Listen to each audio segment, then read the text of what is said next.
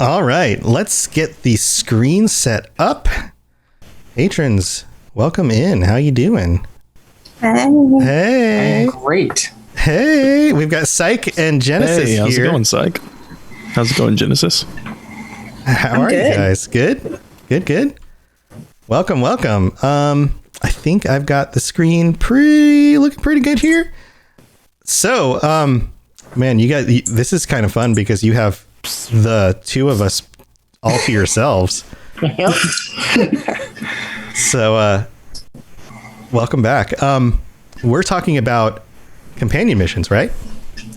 Yeah. So the topic I believe patrons decided on for this week's patron chat was, what is your favorite squad mate's loyalty mission and why?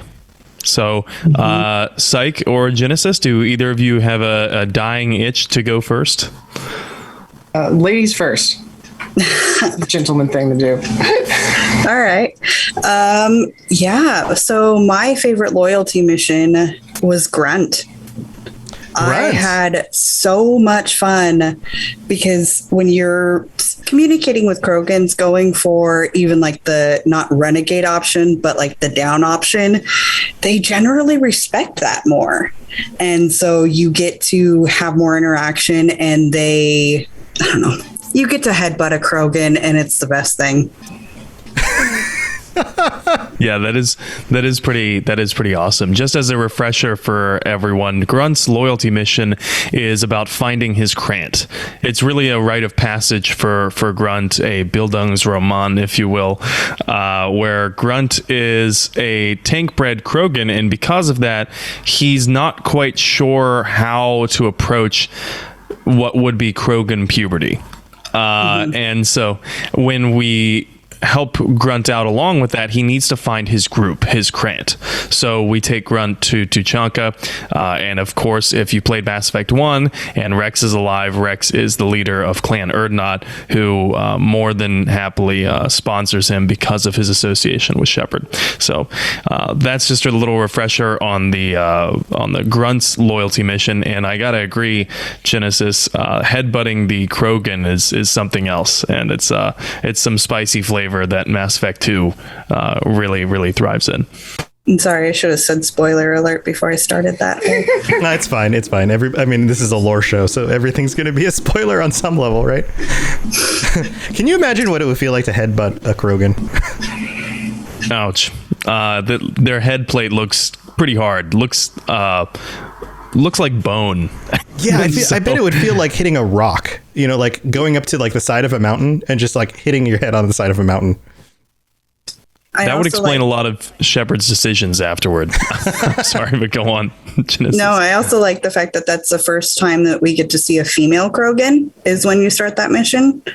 So that's also in there that I like. Yeah. And with them being so rare, that's it's a rare sight. And I'm just curious, Genesis, is Grunt one of your favorite squad mates as well, or did you just like his loyalty mission a lot? I do like him as a squad mate. It depends on what playthrough I'm going on, whether or not he's one of my main companions. Because if my Shepard isn't somebody who can unlock, that's one. All the games are mashing in my head together right now. It happens. You're talking with a guy who does multiple lore casts for multiple RPGs, and they all start to blur together. I've had multiple shows where I've gone, wait a minute, was that this playthrough where it did it this way? Or yes, I totally understand.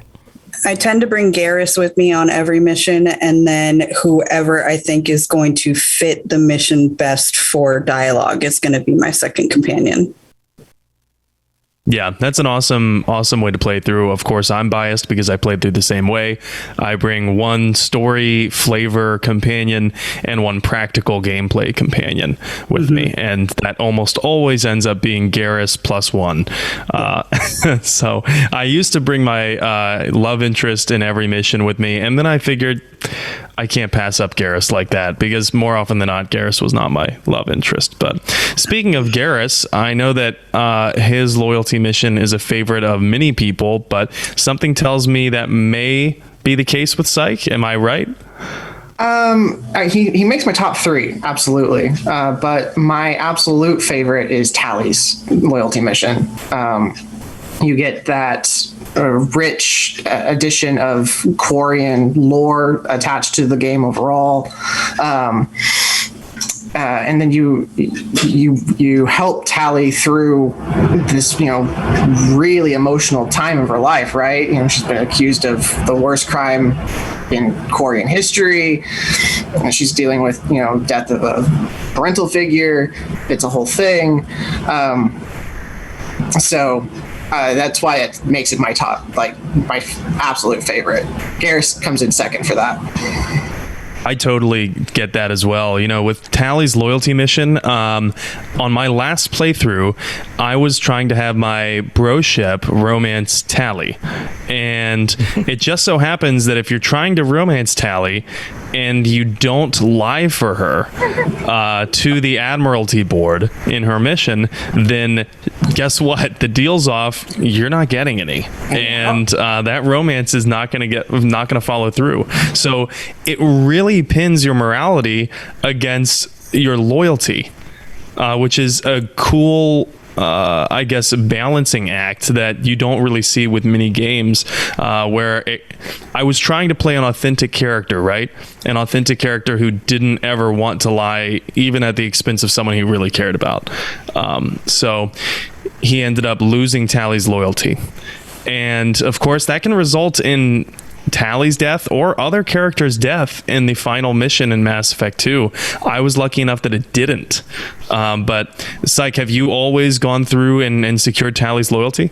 I have. I have absolutely no qualms telling that Admiralty board where to shove something. He's just a dirty right liar. Up there, Cloaca. Yeah. Those 3 are they're caricatures, of course, of some of the worst aspects of any particular politicians, and so having that on top of just the idea of, okay, look, I can't just tell you that your father is the worst Quarian ever. It puts you in a hard spot, but at the same time, it's just like, you guys, you're just using her as a pawn, and I personally cannot allow you to just use my friend like that, so jog on. Tally's and as Tally's I was just going to say, of the rare ones. As a refresher for everyone who may not have played Tally's loyalty mission, because some people don't actually do loyalty missions. I know it's unbelievable. But for everyone who may not have played her loyalty mission, basically we find out that Tally's father was experimenting on Geth and took it a step too far, enabled some Geth who effectively killed a bunch of Quarians on the migrant fleet. This is considered treason by the migrant fleet's leadership, and is the highest offense possible that a Quarian could commit. So it's a huge stain on Tally's family's honor.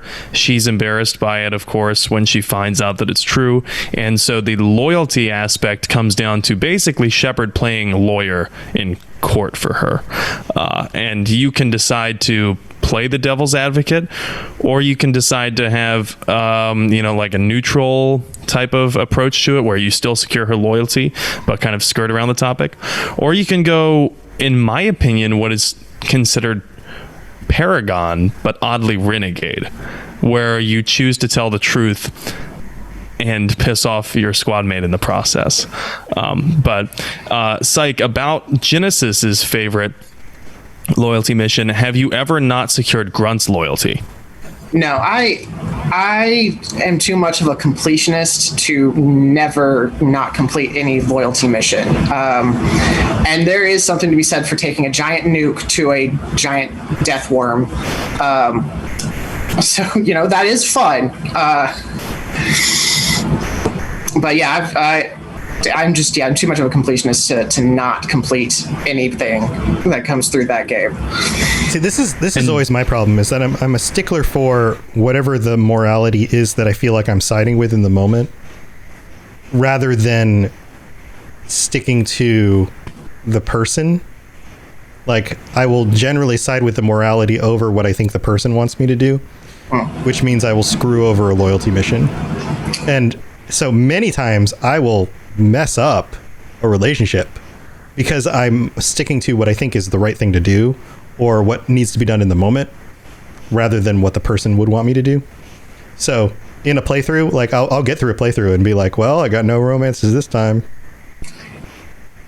There should be an achievement for that. Celibate. Yeah, like it happens. It happens. Or I'll get like a romance option to work out and like wonder why didn't anybody else want to be with me? And it's because I was trying to be too good or at least I was putting the galaxy ahead of like Shepard's personal wants or whatever, you know, like that kind of crap. And that's right. I'll end up screwing over my own relationships because of it. The rest of the crew met in the bar area and was like, you know, I agree with the mission and everything, but Shepard's kind of a dick. Right. Yeah. I will totally play through in those ways. And it just like screws over all my relationships. Genesis, have you ever played through like a really, really hardliner Shepard playthrough before? I tried and then couldn't do it. Like, I was like, okay, my first time playing Bro Shep, I'm going to go full renegade. And no, it just didn't work out. I couldn't, as a person, make some of those horrible choices. Some of them are really hard, like not even renegade. They're just like egregious. It's like, who would do that ever? I feel like the closer you are to like hardline Paragon or hardline renegade makes it harder to manage some of the relationships. Because sometimes the relationships require you to make grayer decisions and you can't stick with one or the other all the time and make everybody happy or make a specific person happy. You know what I'm saying? Like if you stay too firmly to the edges, it pisses everybody off. So question for both Genesis and Psych, whoever wants to answer first can go. What is your least favorite squad mate loyalty mission, and why is it your least favorite one? I would assume that both of us would agree that it's Jacob. Yeah. wait, say that again, because that was good. Yeah. There was a hint of judgment in there, just a hint. It's horrible on so many levels. Well, what makes it so bad? Okay, in my opinion, it's really okay. Jacob as a character is like your basic gun, kind of like you trade him out as fast as you possibly can, right? And then his loyalty mission comes up, and it's this daddy issue, but I'm totally over my dad issues, so it doesn't really matter. And then you find out his. Spoiler alert, his dad's been playing, harem on a desert planet for 10 years. Yeah. Okay. That's kind of bad, bro. I could send you to jail, or here's a gun. You take your pick. It doesn't have quite that punch that some of the other characters, other loyalty missions bring to the table. He's just there. And that's the best you can say about it, in my opinion. I remember getting to that and being like, hey, bro, this sucks, huh? Like, just kind of feeling like, yeah, this sucks, right? Like, just like that's kind of the reaction, right? You're like, sucks. I think for Jacob's character development, it's definitely something that he needs to go through because, that's always like in the back of his mind. If my parents were missing for 10 years, I would definitely want to know, especially if I feel like I'm going to go on a suicidal mission, I might not come back from it. I would want to know what legacy I'm leaving behind. Are my parents still out there? Do I possibly have half siblings? Anything like that. So I get that. But then you get on his mission and his dad is a complete expletive. Holding women hostage for 10 years. 10 years. Yeah. Hey, bro, this sucks. Yeah, his dad's maniacal. Dad's kind of douchebag, right? So it's so twisted, and weirdly enough, it would make like a good Twilight Zone episode. At least maybe that's my opinion. Like the twist comes at the very end, and instead of the viewer being an omniscient, space commander who happens upon the planet, you're one of the people who's losing their minds because they were being fed the native, flora that is poisonous. So yeah, that one is. There's not a lot of moral gray area. When you play that, it's kind of like, okay, we are all in agreement that this guy is really fucked up, right? Okay, yeah, let's move on. But yeah, it is like a hurdle that Jacob needs to surmount in order to develop his character. I'm really like troubled saying that because it's not like he's an incredibly static guy. Or incredibly dynamic guy. His character is actually rather static. Grow a character. Create a character. Yeah. Something like that. Birth a character. Tom, do you have a least favorite squad mate loyalty mission?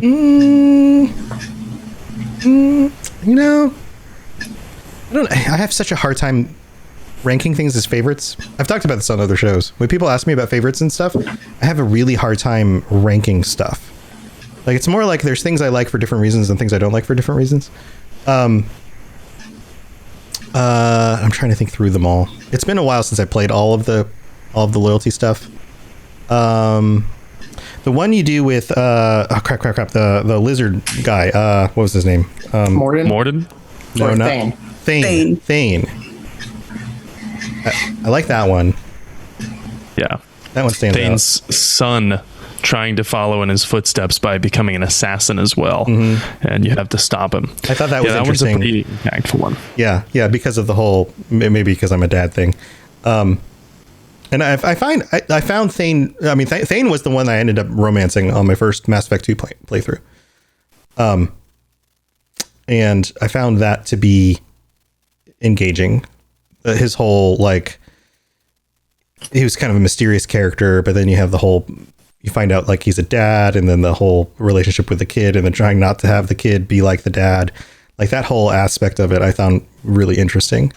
So yeah, I like that. if I had to pick one that I really didn't like, I'd have to say Zaid's, because Zaid's loyalty mission was really, I don't know, run of the mill. It was a mission in which you basically just exact revenge. Like, he's on a revenge path, and he's just willing to blow anything and everything up on the way to revenge. And Shepard can step in and be like, hey man, that's messed up. Let's not kill innocent people just because you're mad. And then, like, if you do that, you might lose his loyalty, but you might save it there at the end. But, I don't know. That one just felt like it didn't really have large lore implications after the loyalty mission of it, whereas Tally's is like massive. The lore implications of that one are huge. And I think that Garrus, I think the writers could have done a better job with Garrus's loyalty mission. For such a huge character and for such a fan favorite, which by Mass Effect 2 they were well aware of, it felt like they dropped the ball with Garrus's loyalty mission, because it was like, okay, let's set up a hit job for this guy that totally screwed Garrus and his squad over on Omega. And then, like, Shepard can basically say, hey, like, my buddy's going to snipe you, so you should probably move. and if he says that, like, it's like, okay, you might lose Garrus's loyalty. Or you can just let Garrus follow through with murder. Yeah. I remember feeling like that one was kind of, I don't know, anticlimactic. It is. Like feeling like, oh, this is going to be cool. And then just like, when it just kind of plays out the way it does. I don't know. Did you guys feel that way? Yeah. And I think a lot of it has to do with, like, my decision for which way I'm going to let Garrus go on that is which way I let him go on his Mass Effect 1 loyalty mission of killing Dr. Hart or not. So if I let Garrus kill Dr. Hart, then I'll let Garrus kill his old friend. I always go with I'm always a truth and justice kind of person, and kind of believe in those things. So I always kind of like spur his better nature, and you can still secure his loyalty, even letting Sidonius live. It takes I think like a high paragon or something to pull that off. But and he comes across that emotional hurdle. The thing for me is that it kind of retreads the whole thing that you just did in ME1, right? Don't kill these people. You don't kill people to make yourself feel better. You should have learned that lesson the first time, and you have to go through it again in ME2. It's just right. It could have been a better mission. Right. Yeah. Revenge isn't really the solution. It never really makes you feel better. Carl, you can't kill people. Yeah. Yeah, we got Turians with hats.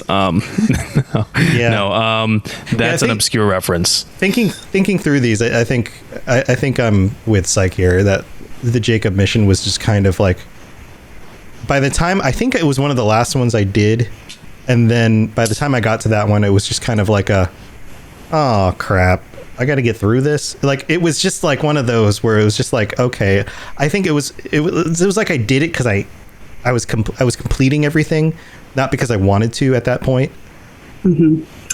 And that sucks, like when you do a loyalty mission, you want to do it because you want to do it. You want to do it because of the relationship with the character, because you're enjoying the storyline, because you're learning something new. And when I got to that one, I was like, okay, I'll just get through the mission. And then, like, you never want that to be the reason you complete a mission in the game. I did it for the achievement.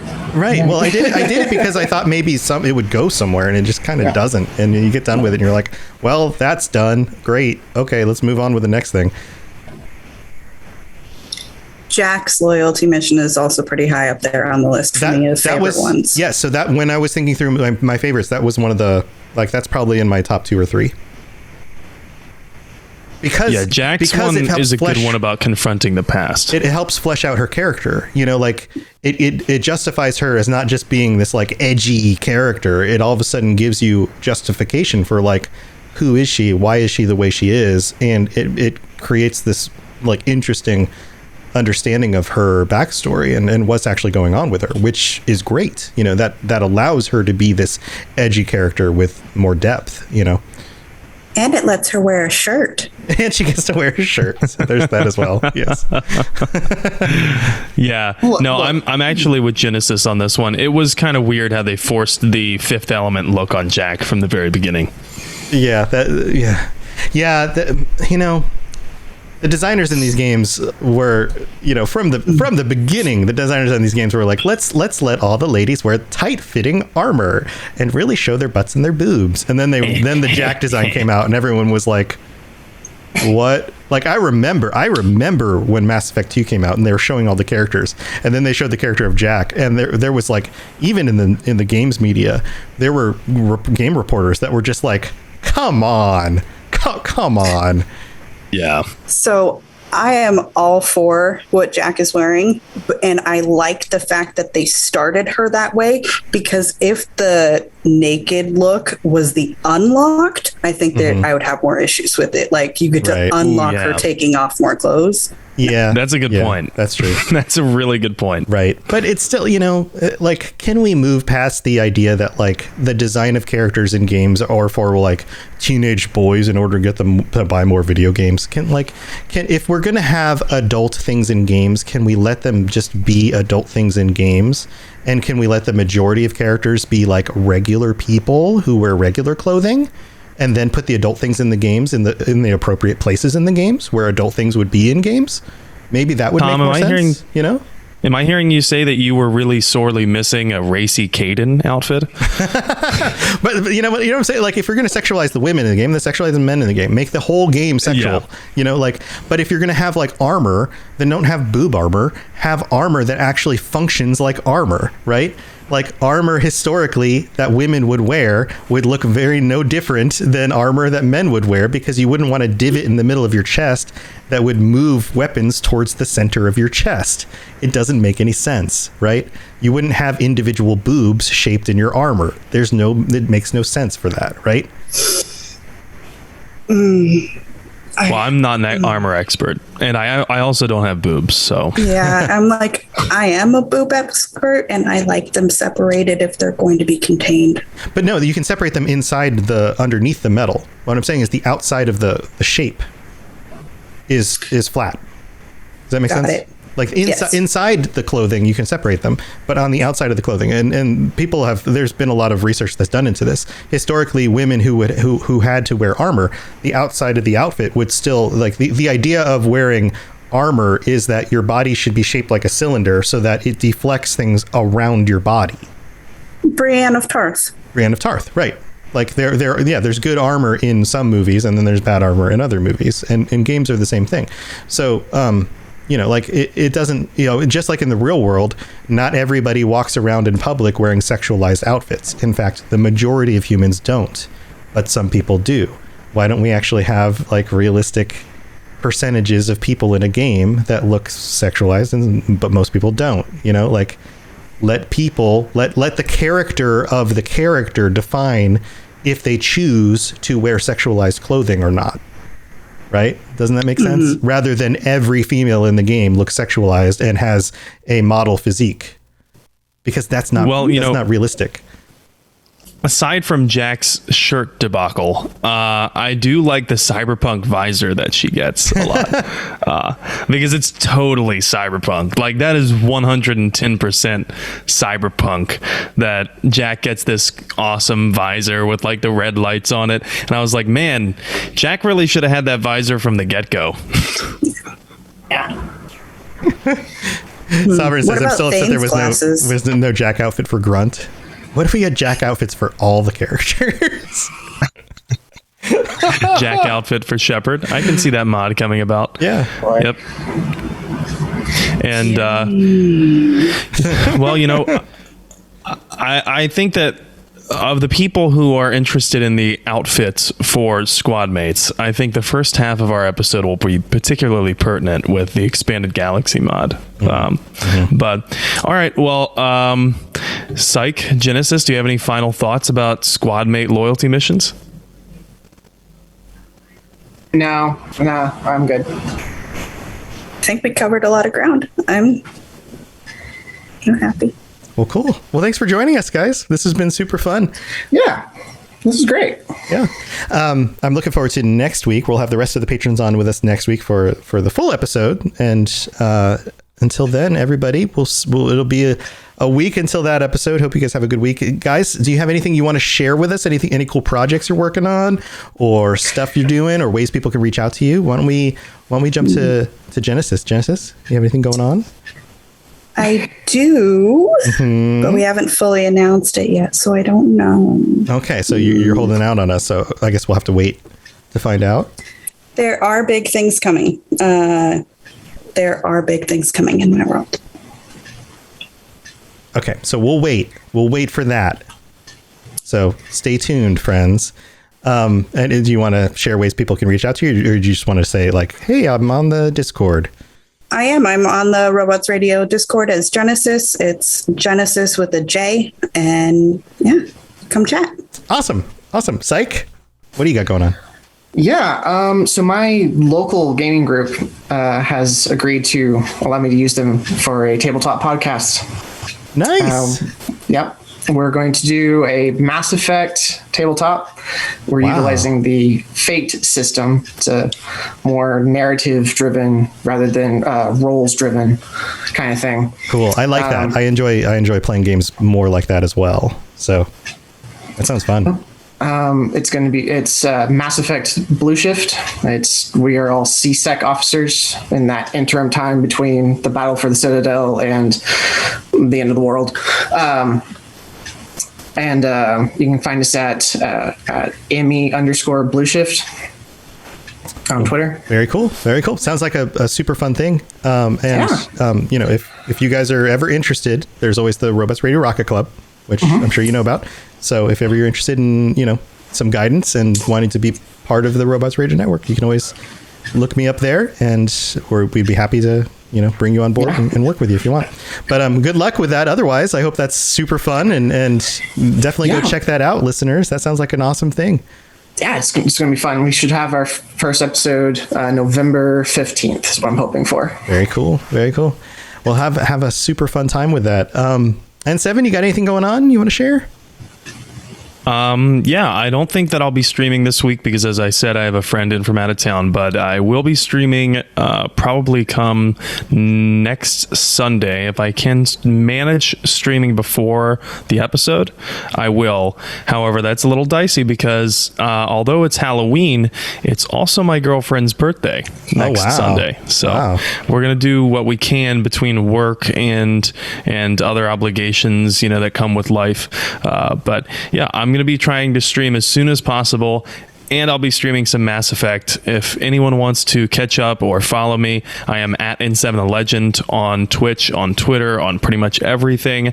And I'm slowly becoming an audio-visual engineer as I work in better and better effects with Streamlabs. So if anyone wants to come and critique my my quality of stream, I am more than happy to take the pointers. So awesome.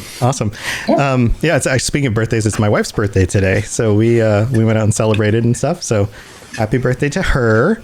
So that's exciting. I've been streaming every morning during the week over at twitch.tv/robotsradio. Been playing games with everybody in the mornings, and we have an awesome community over there. So shout out to the Robot Squad. You guys are awesome, and just a genuine thank you to everybody who's been showing up in the mornings and hanging out with me. You guys have you've made a noticeable difference in my mood. My wife was like, "You've been a lot happier lately," and I'm like, "Yeah, I've been like hanging out with people in the mornings and having a lot of fun, and it's actually making a huge difference." So thank you. And we have a goal that I've set for hitting an entire week with an average viewer number of 25 viewers on our stream. And I know that doesn't sound like a huge number. So if you're a listener to this podcast and you just want to hang out and help me hit this goal, and if you're like working in the mornings, I start at like 8:30 Eastern in the mornings, and we go through like the middle of the day. So the first half of the day, if you're working and you just want to lurk in the background or just kind of be in there and chat with us, whatever.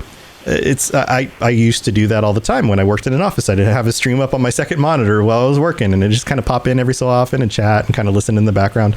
It's a great community, lots of awesome people, and I will be giving away a video game of your choice to a winner when we hit an average for a week of 25 viewers.